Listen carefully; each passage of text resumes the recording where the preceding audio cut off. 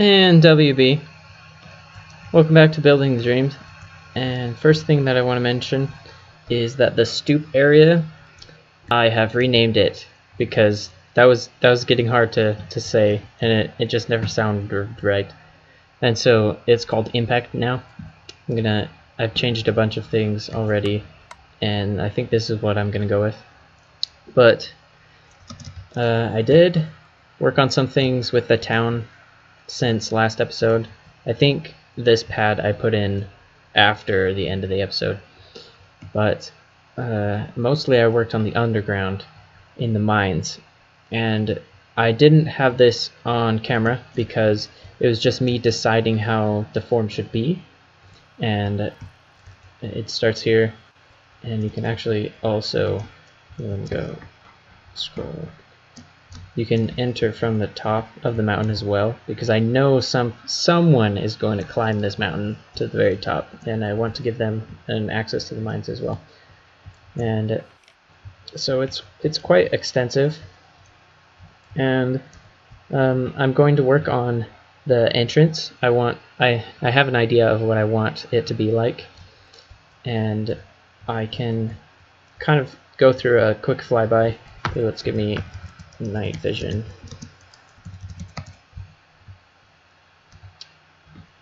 So if you start here, I want the player to remember that they're in a mine and not just underground. And so there's specific design choices that I made, like there's grass in most of the bigger rooms.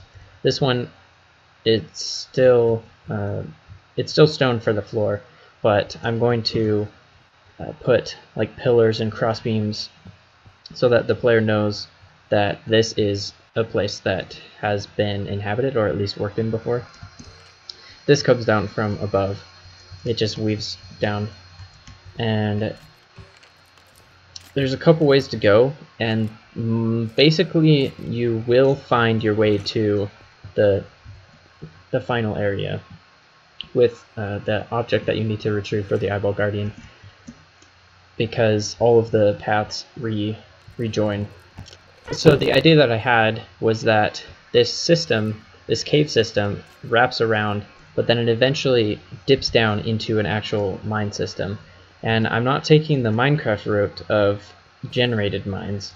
I'm actually having big caverns and having them basically all on the same level. They will have multiple, so like how you come down here as a lookout, you're high above the actual floor.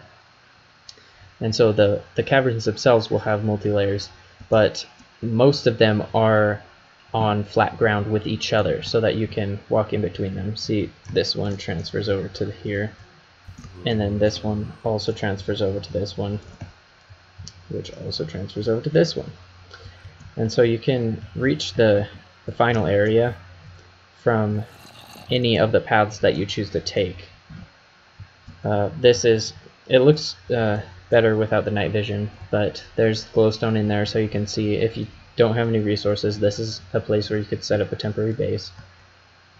And this direction,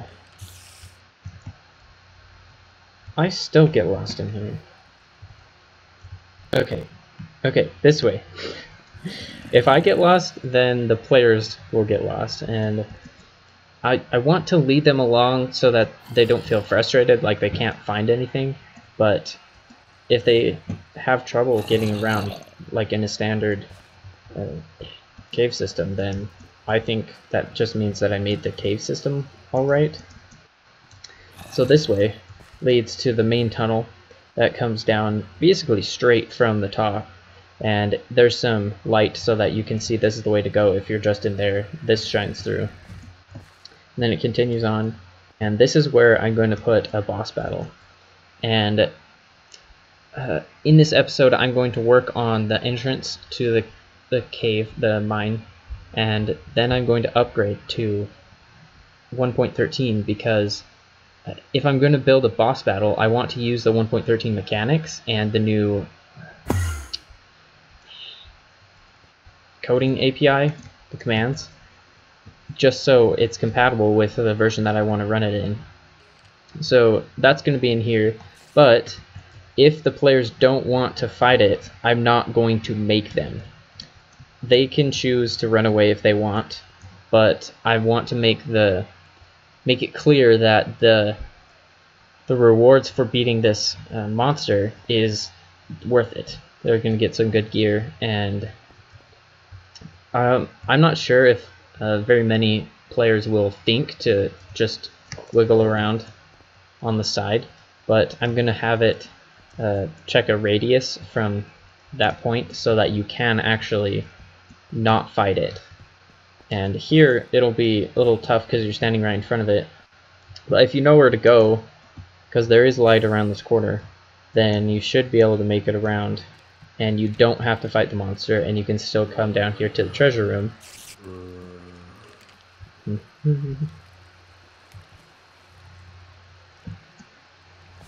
And let's actually go forward. So this is what the treasure room looks like. I put a stack of gold and a hanging light. Those are supposed to be obsidian chains. And if people recognize that, fine. But it's just holding up this light crystal. And this is a cool weapon that I put some enchantments on, and this part is supposed to look like a CTM victory monument, but it's all broken up and it's like someone's been here before, and yet this isn't what you're meant to use as the victory monument. And so I know people will recognize this throwback. And then this is what you're actually going for, an actual wool this time. This block is what the Eyeball Guardian wants because it's infused with something or whatever. And here I put down a control room with various teleports.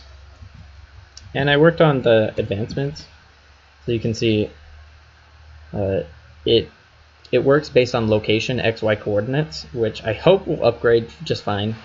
But right now though, I think I'm going to go work on the mine itself, making it more lived in, and I'll see you after that.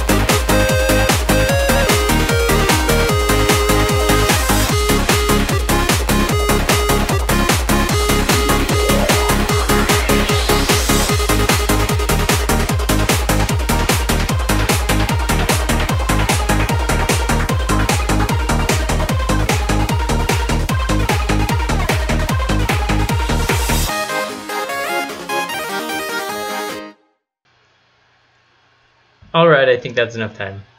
I have this bad habit of recording really long montages and then running out of music, and it takes a long time to put it back together. But I need to prepare for the next episode, which is where I actually update to 1.13. All of these commands at the spawn need to be changed. So I'm going to go do that. See you later.